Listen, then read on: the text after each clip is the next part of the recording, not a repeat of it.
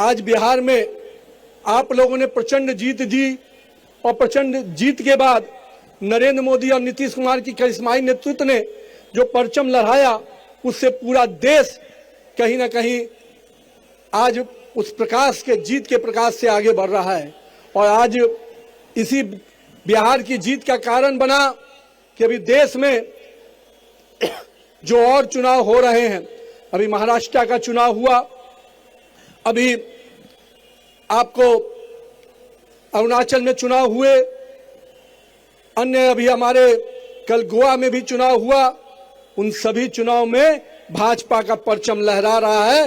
ये सब बिहार की जीत के बाद जो शुरुआत हुई है वो अभी आगे, मंगल जी कह रहे थे, ये जीत बंगाल से आगे केरल तक जाएगी, चिंता मत कीजिएगा, भगवा हर जगह लहराएगा। जहां तक आज मैं अपने पिताजी स्वर्गीय नवीन किशोर प्रसाद सिन्हा जी को जरूर आज याद करना चाहूंगा, क्योंकि उन्होंने ही राजनीति मुझे जरूर विरासत में दी, पर जित बट वृक्ष के तहत उन्होंने कार्यकर्ताओं के साथ मुझे जोड़ा।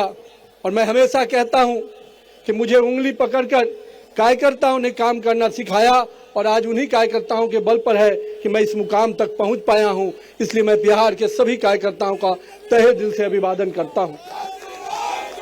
पिताजी को काम करते हुए तो मैंने नहीं कभी देखा, क्योंकि मैं उस समय राजनीति में नहीं था, पर मैं हमेशा ये सोचता था जब उनकी मृत्यु हुई तो किस प्रकार से लोग भावना में उनसे जुड़े हुए थे।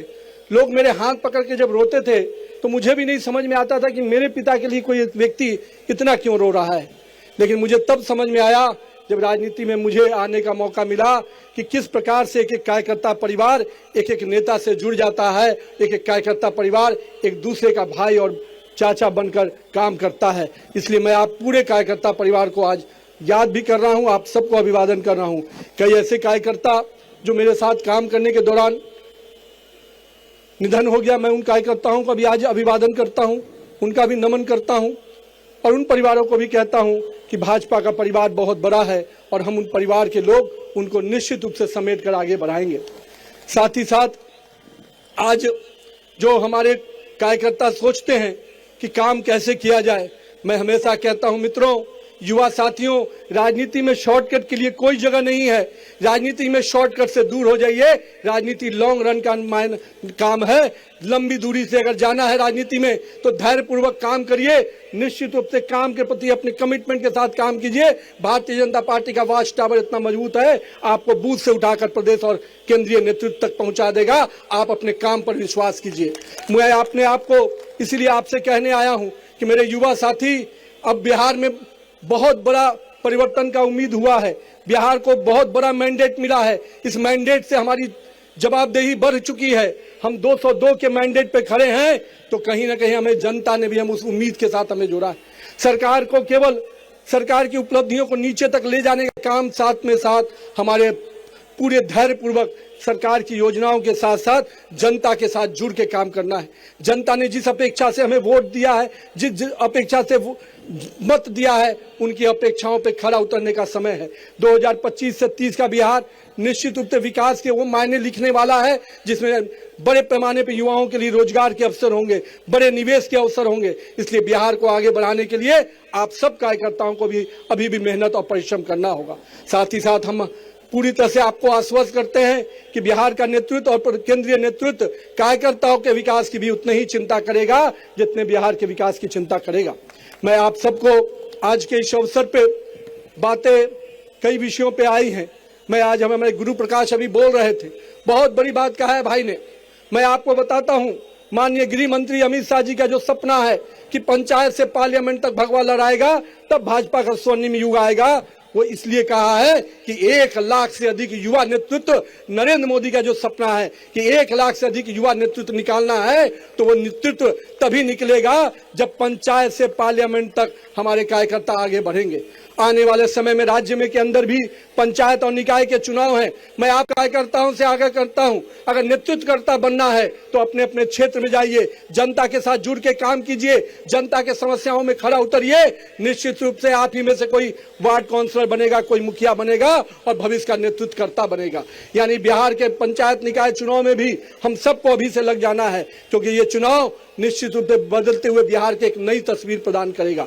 हम पंचायत और निकायों के स्तर पे अगर अच्छा नेतृत्व खड़ा कर देंगे तो निश्चित रूप से 2047 का बिहार भी विकसित बिहार बनकर उभरेगा। मैं आज यहाँ पर अपने साथियों से यह भी कहूंगा, कोई बहुत लोग ऐसे हैं जो पार्ट टाइम पॉलिटिक्स करते हैं, राहुल गांधी टाइप, जो आधा समय बिहार में जब आते हैं या देश में आते हैं तो केवल एक देश की बात थोड़ा मोड़ा करके फिर विदेश चल जाते हैं। इस पार्ट टाइम पॉलिटिशियन से नहीं बनना है, हम लोग फुल टाइम पॉलिटिशियन हैं। हम भाजपा के कार्यकर्ता 24 घंटा काम करते हैं, 24/7 काम करते हैं। तो आइए भाजपा के कार्यकर्ता पद्धति से आगे बढ़िए। ये जो पार्ट टाइम पॉलिटिशियन बिहार में भी एक है, सदन चलता है तो सदन में नहीं नजर आते हैं, जब मुद्दा मिलता है तो सड़क पर नजर नहीं आते हैं, और जब मौका हार होती है तो फिर कहीं विदेश चले जाते हैं।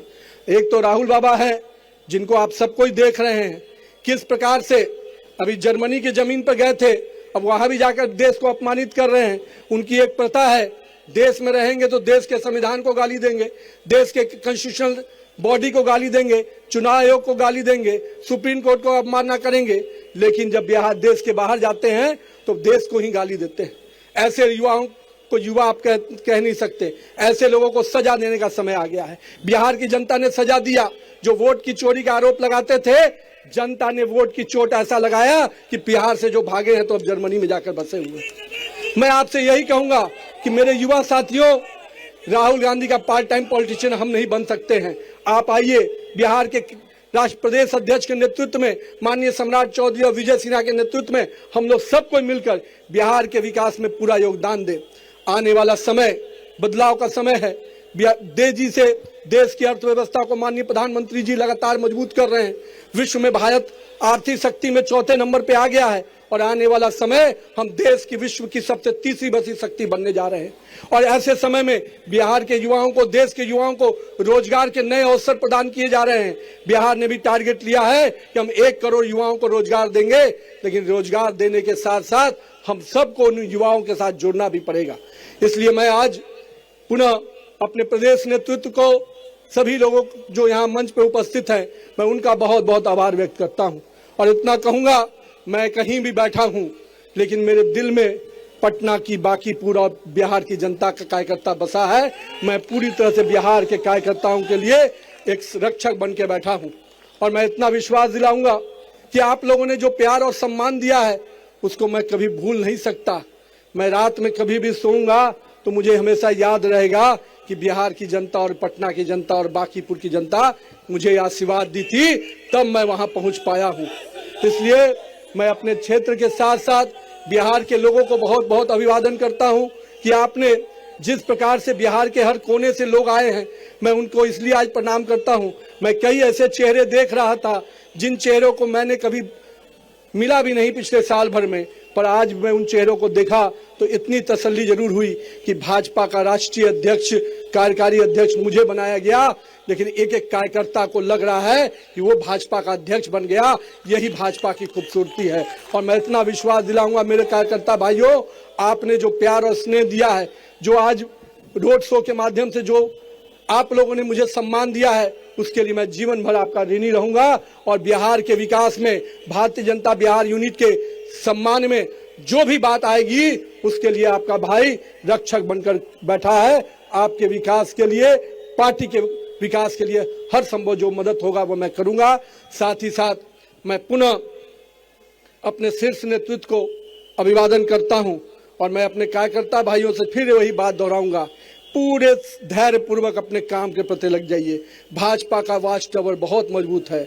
अगर आप कमिटमेंट के साथ बूथ में भी काम करेंगे, मंडल में भी काम करेंगे, तो निश्चित रूप से पार्टी आपको ऊंचाई पर लेके जाएगी। उसके लिए आपको किसी के दरवाजे पर जाने की जरूरत नहीं होगी, बस जनता और कार्यकर्ता के साथ जुड़े रहिए।